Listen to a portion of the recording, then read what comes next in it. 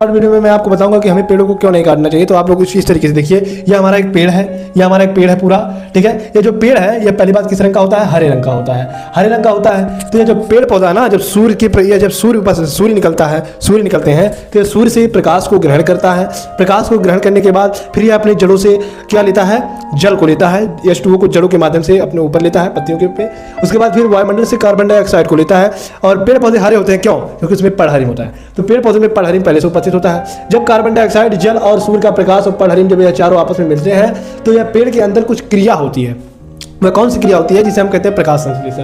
प्रकाश संश्लेषण की जब क्रिया होती है तो हम कुछ चीजें बनकर आती हैं, कुछ चीजें बनकर निकलती हैं, ठीक है। तो कौन कौन सी चीजें बनती हैं? पहला तो ये पेड़ पौधे अपने लिए भोजन बनाते हैं जिसे हम ग्लूकोज कहते हैं, C6H12O6।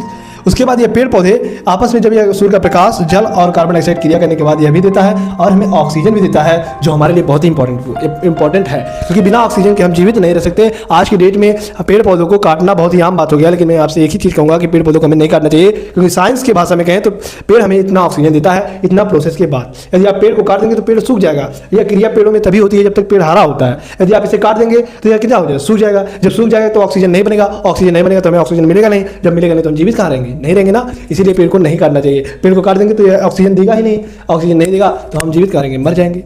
इसीलिए हमें पेड़ पौधों को नहीं काटना चाहिए। बहुत ही इंपॉर्टेंट बात थी ये, मुझे आप तक पहुंचाना था, मैं आपके पास पहुंचा चुका हूं। अब आपके ऊपर डिपेंड करता है कि आप इसे किस तरीके से लेते हैं। पेड़ पौधों को काटेंगे तो आपका लाइफ अच्छे से गुजरेगा, पेड़ पौधों को नहीं काटेंगे तो अच्छे से गुजरेगा।